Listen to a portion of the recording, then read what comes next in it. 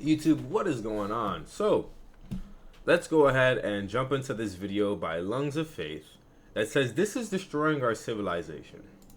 Let's jump My body right counts 11, and no, it doesn't matter. Unless it's like excessively high. I would like to not exceed 25 before I get married.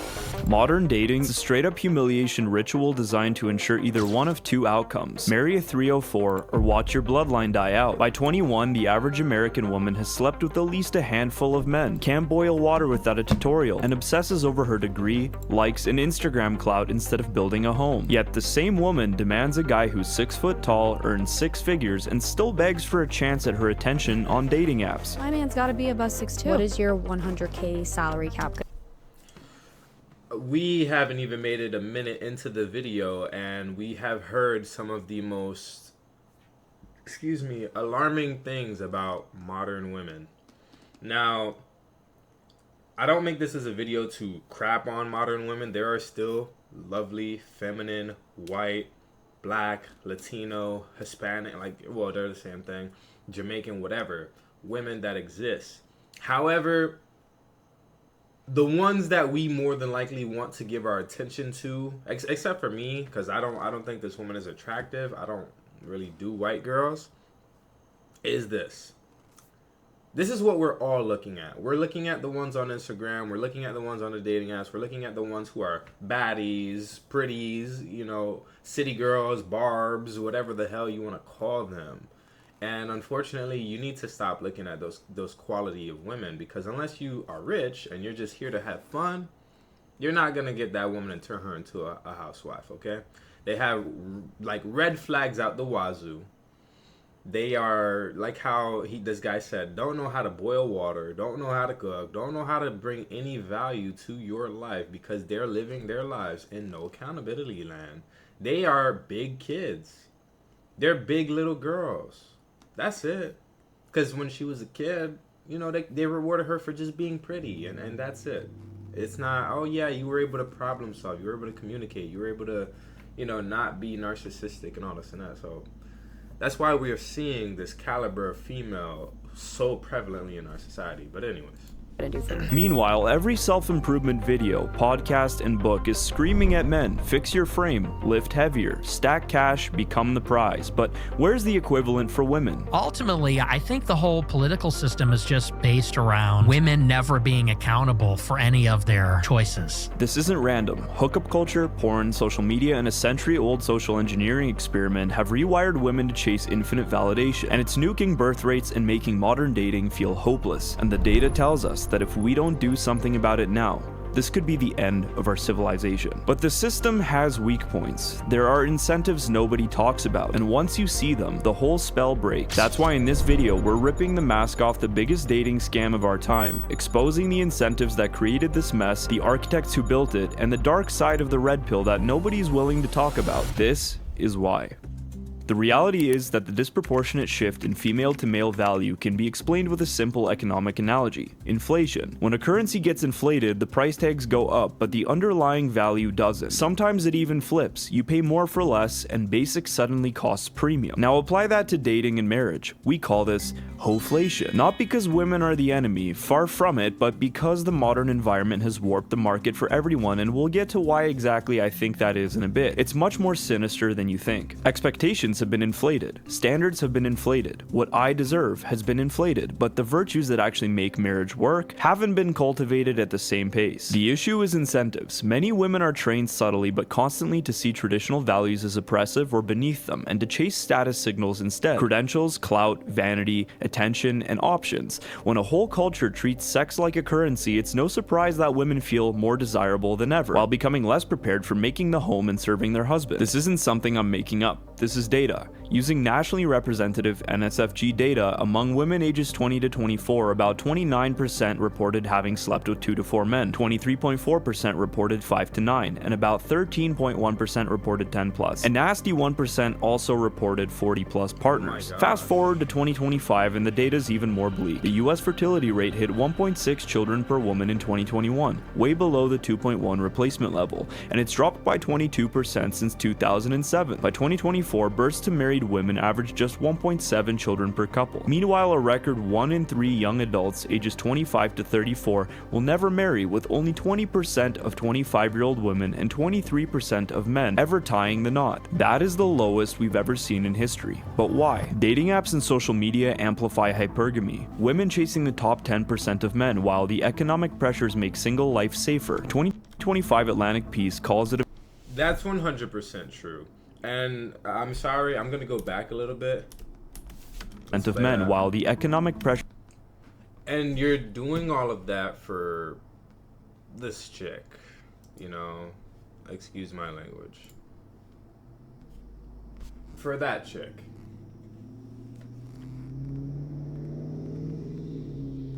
Yikes.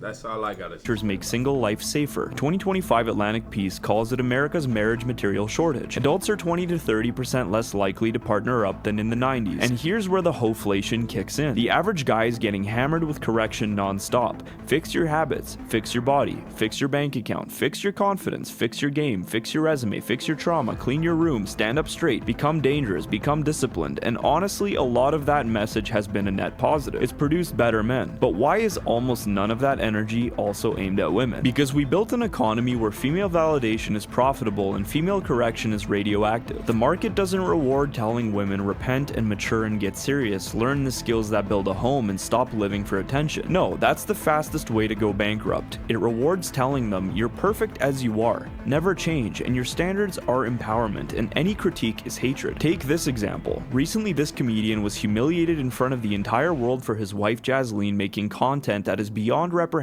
for any woman, let alone a married one. Sometimes I get so painfully nostalgic for college. So for context, I went to college from 2011 to 2016. I was popping my and living my F's in chat for this guy. F's in chat for this guy. Oh wow.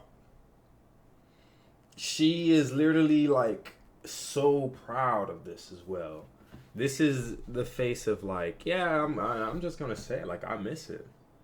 Like, oh my god. best life in these white boy frat houses, and I had a roster of guys that I would rotate. This is not a two-way street. This is a one-way street.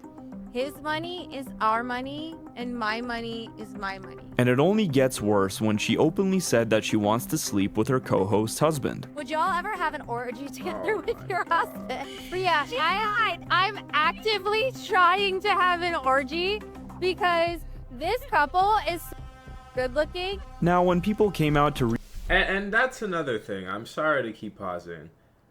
The aesthetic and appearance of things is what is being marketed to women as well.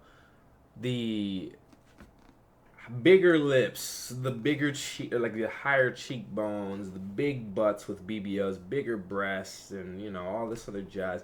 Everything also is very appearance driven, and so like how that girl said, she said this couple looks like as long as you as a guy have a lifestyle that looks great on paper, you'll be surprised with like how these women will pursue you. But all that stuff once again goes back to they are living in this carnal, immature, like, oh, it all has to look good and it has to give me a fantasy. It has to boost my fantasy or make me seem like I'm this or I'm way more important than I ever am. And that kind of stuff is not real love. It's actually something that I would say, like, if a woman can see outside of that stuff, you have a real woman. But if she's like big on, oh, my wedding has to be this super mega mansion wedding because like I need to have Rick Ross there and all, she's not in love with you. She's in love with the aesthetic. She's in love with the outlook. Like, oh yeah, this is my husband who, you know, he makes my life seem so much more lavish and glammed up. And it's like, why are we living life like this? That's so weird. Anyways. Reasonably criticize her negative influence on couples and young women, she publicly called them all incels and red pillars. So you end up with a one-sided self-improvement pipeline where criticizing women is instantly labeled as misogyny and actual misandry and hatred of men is brushed off as putting stubborn men in their place. But it only gets more hideous from here because contrary to popular belief, things don't always improve in so-called Christian circles. The status quo, feminists ask for it, you're gonna get equality. You ask for equality, that wasn't you get original equality. Feminism though. No, well, feminism has always been a man-hating ideology, but that's another conversation. That's not true either. Conversation. That's not true either. And I really wish that wasn't the case. But popular voices in church and online often tell men to ignore a woman's past entirely. I think that Christianity is inundated with feminist and feminist ideology. You also see tons of workers also who use Christianity as a shield from criticism rather than coming to the religion and the faith itself. He's not lying. From a form of humility. If any of these women were actually serious, I think we would see it by their fruits and probably never see them again on social media. Yet that's not what we see. The proof is in the pudding. In recent years, there's been a wave of many ex-porn stars suddenly becoming Christian, which is great, but yet their outward appearance, content, and actions often reflect very little evidence of real conversion. Young women who idolize these influencers see this and conclude that it's okay to cling to their old ways while claiming the label Christian for social benefits. This woman, she's an amazing woman. She has a soul and a heart for the Lord. Single Christian men feel this deeply. These women often seem to show up at church only when it's advantageous. Hey, exactly. Man, we're not gonna make it through this video. I don't want to hold you guys for too long, so I'm going to just link it in the comments. I know I've been real lazy as of lately, but it's just because I'm doing 1,000,001 things and you guys don't actually see that. But that's literally modern dating as a whole. And I'm not gonna say everything from the woman's perspective, but that's everybody. They only show up and do things when it's advantageous to them. That is not love. And likewise, when it comes down to these Christian OF models and all these other ladies, it's very easy for women to say, and likewise guys, everybody does this, myself included. It's very easy to say you believe in God and to then turn around and do something that, in all honesty, if you read the Bible, you had no business doing this stuff in the first place. You had no business having sex before marriage. You had no business even, look, the Bible makes it clear. Even if you are as much as dancing inappropriately with a woman, that is a sin. You guys are engaging in lasciviousness, and you guys are, what is it? It's not adultery. I would say it's like fornication or something. You guys are fornicating. That's why the Bible doesn't do girlfriend and boyfriend, if you haven't noticed. God doesn't see girlfriend and boyfriend. The moment that you and a woman get together and y'all are kissing and having sex, y'all are husband and wife. The union between a man and a woman is when he, of course, speaks to her parents, asks for her hand in marriage to her parents, pays whatever amount of money to the dad or to the mom or whomever, usually the dad, because, you know, they used to have their fathers in their lives back in the day. And then they would have a celebration. They'd write the marriage proposal up. They'd have an agreement. He'd go ahead and pay the money. And then the sealing factor was he would then take his woman's virginity. He would have sex with her. And now they're married. They're wedded in the spirit. But nowadays, we're in Satan's hypergamous, whatever the hell world we're living in, of hedonism and just everybody being megalomaniacs and narcissists, you would think that sex is not even like the sealer of marriages. You would just think that sex was like the first thing you do to get to know somebody. It's like, yeah, can I actually have good sex? Yeah. Like, no, your body is sacred. You're not supposed to be just giving it out. And for that, alarming statistics showing that there was like girls who actually had 2 bodies or more, and they're like, what, 20? Think about that, man. Think about that. Now, I'm not saying that's crazy. That's all right. That's actually very low. I'm surprised.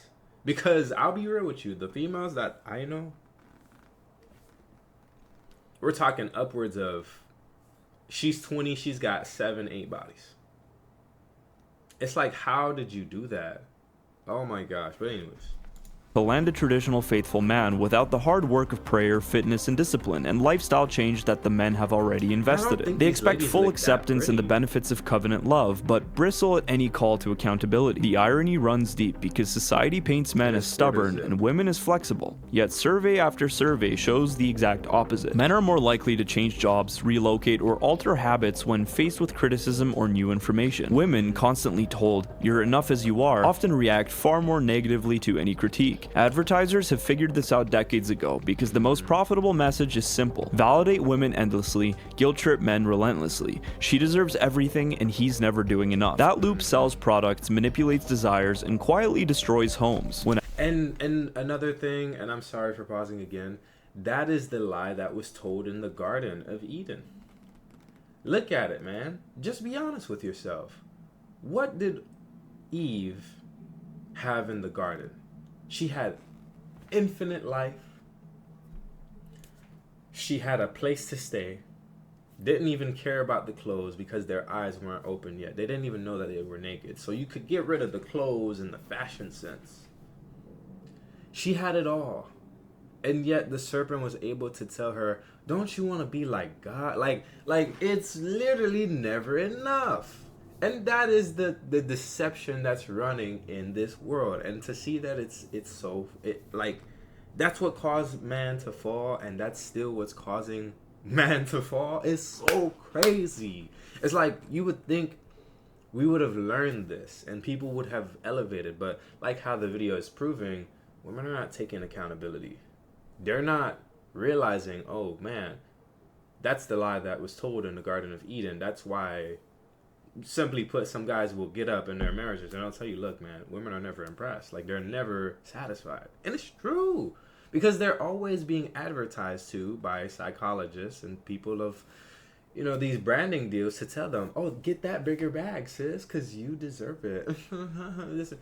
Like, get that out of your mind. I don't know how a woman's gonna do it, but I can only just pray. That's all I can do. I can just hope and pray for these ladies. That's it. Affirmation becomes a business model, truth becomes the enemy, and feminism's vicious cycle rolls on unchecked. Now, the hopeful and beautiful thing is that many see through this and are beginning to wake up and rightly turn to the traditional Christian life with God at the very center. But some who try end up taking a disastrous detour that ends up doing more harm than good. The tradwife movement is the perfect example of what happens when you try to baptize an evil ideology like feminism. It's proof that the internet can take something real, good, and ancient and then turn it into a costume you can monetize. Because at the center of the tradwife pitch is a critique. Modern womanhood has been flattened into careerism, attention-seeking, sexual liberation, and performative independence. Fine, that critique has actual teeth and holds a lot of weight, and I would agree, and probably all of you watching would agree. A home matters, children matter a lot, and a woman who can build a peaceful household is more valuable than the entire corporate HR department. But then you start to look closer and the whole brand starts eating itself, and it gets even worse when they start lecturing. But before we dive into these insane tradwife takes, I just wanted to say that it's really difficult to find sponsors for videos like this, and so this one is sponsor free. Okay, yes, please. Well, you're gonna go ahead and talk about the buy you a coffee part. Fact is, these videos take weeks to produce each, and I'm currently a one-man team, but luckily the supporters over at buymeacoffee.com/lungsoffaith help make these videos possible. So if you like these videos, please consider donating over there. And something new that I'm doing is supporters at $50 a month plus are credited as producers with real input on future topics. Back to the plot. I don't know who needs to hear this, but if your man asks you to not dress half naked or post bikini thirst traps, it's not because he's a controlling, insecure narcissist. It's because he doesn't want other men to have access to what he has. This is Don't get me wrong. That sounds legitimate. And it says a femininity. I hope I'm saying that right. That shit looks crazy. Go back to school, kid. But I'm just playing. And marriage. Wife who actually loves her husband. Alright, so... Their words sound sweeter than some Aunt Jemimas on a flapjack until you start looking a little bit further. It's like these women just don't understand the contradiction of criticizing women who seek attention by, well, seeking attention on social media. Half these tradwife accounts are just modesty cosplay. It's, look how private and hidden I am, filmed in 4K with... Yeah, and you know what? I completely understand that. That's another thing. Is that these traditional girls that be talking about, look at guys, come with me as me and my husband do this. I like those videos because they are showing that there is love, but at the same time, they're not lying. That's still the same form of, hey, look at me. Look at the image of me and all this. Like, get that. Happy people just don't need to be on social media, period. I'll tell you, some of the most horrendous things are on social media. I try to minimize my social media intake. And the only reason why I will even get up on social media is if I want to talk about something, or if I'm mindlessly doom scrolling, of which I need to stop that. I can admit that I do have an issue with that, because it's just nothing good. It has me sitting here, and then I'm just scrolling. Might see a female that I like. It's like, you know what, dang, put in a comment, oh, she's pressured, this or that. That shit, it's not doing nothing for your life other than keeping you distracted and then getting you to this primordial, like, carnal, primitive man. And likewise for women.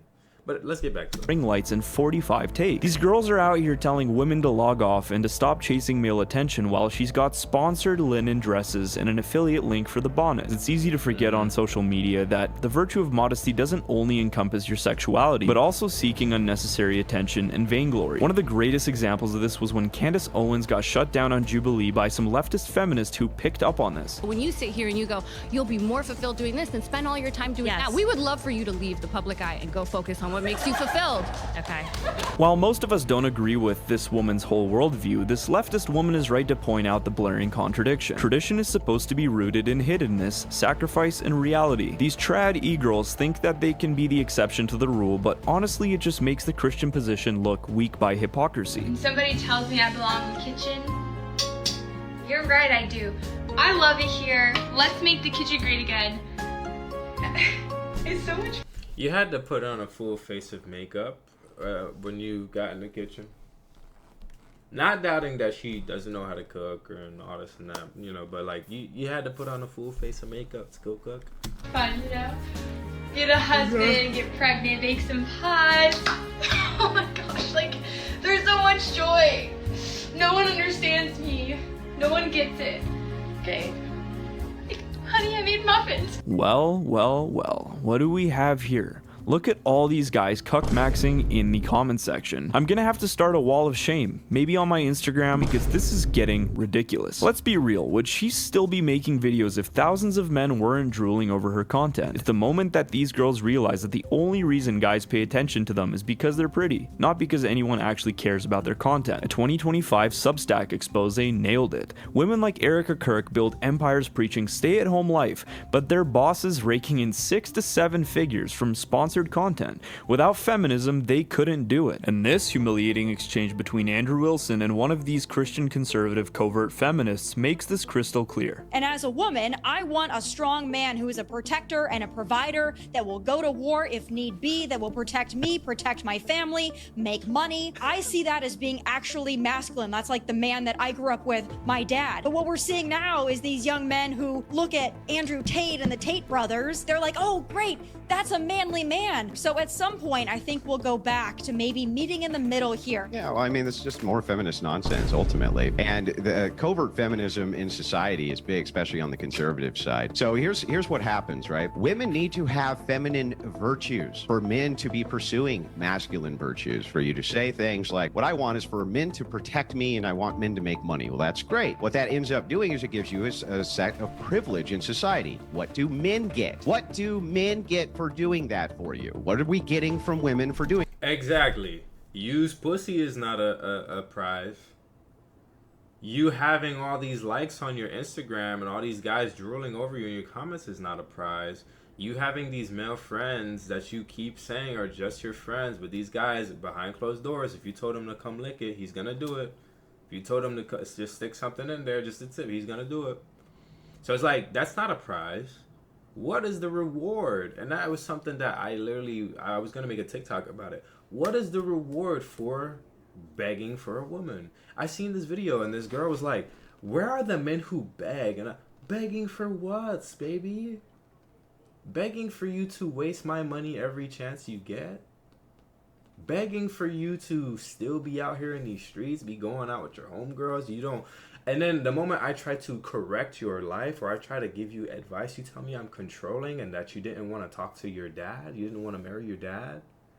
Like, I'm not begging for that. That sounds horrible. I'm not a masochist. I don't like pain. I don't get pleasure from being abused. Okay? No. Anyways. That. Are we getting chaste virgins on our wedding night? No, we're not getting chaste virgins on our wedding night. Are we getting women of great virtue? No, we're not getting women of great virtue. The idea of courtly love is supposed to be done for women of great virtue. Exactly. Where are they? Well, they're nowhere. When female conservative influencers say this, it's actually a form of covert feminism. They're saying, I want privilege in society, but what is it women are giving to men to get it? What? These so-called traditional conservative Christian women come out on television in a face full of makeup and demand traditional values from a man, while wanting to keep modern values for themselves whenever it feels convenient. The contradictions only start getting worse and worse when you look at what the actual Catholic Church teaches. The early Christian saints did not hold back. St. John Chrysostom says, you can carry your purse full of the tools of sorcery, which he's referring to makeup. When you come out painted like that, even if you do not commit adultery, you have already committed adultery in your heart because you made all the men who saw you burn with lust. Homily on Matthew 73:3. A woman who paints her face is worse than a prostitute. The prostitute at least sins with her body. This one sins with her appearance and drags thousands into sin with her. And another one, why do you deck yourself out like a whore going to a brothel? Tell me, if you were captive in chains, would you adorn yourself? No. So then why do you adorn yourself when you are captive to the devil? This so-called tradwife movement is literally the inversion of the Christian order, where the man is in the public domain battling evil, involved in debate and politics, and woman is in private, protecting her delicate feminine heart and loving and nurturing her household. If you want to know why everything feels rigged, why marriage is collapsing, why women act like Instagram porn stars and still demand a ring, you have to stop treating this like some random modern glitch. Because it's not. This entire system was built on purpose, brick by brick, over 100 years ago, and it wants you to be mad at women. It wants you to direct your hatred at the young girls today who are raised to be like this because it takes away the attention from the institutions, the financiers, and the eugenic agenda that's really at hand. There's a reason that the white ethno-European lapsed Catholic women are the ones who are least likely to reproduce in 2025. So let's rip the pretty wallpaper off and look at the foundation. Most people think that the rot started with Tinder or OnlyFans. No. Wrong. It started with the second they sold women's liberation as a Trojan horse for sexual anarchy. The heroes they put on the posters, the suffragettes everyone worships today. A huge chunk of them, and especially the loud male allies riding their coattails, weren't fighting for voting rights. They were fighting to tear down. Okay, guys. So I am at 20-something minutes. Like I said, I don't want to keep you all for too long. I'm going to go ahead and link this video in the description below. If you guys enjoyed my commentary, go ahead and leave a like and sub. This person looks rather interesting.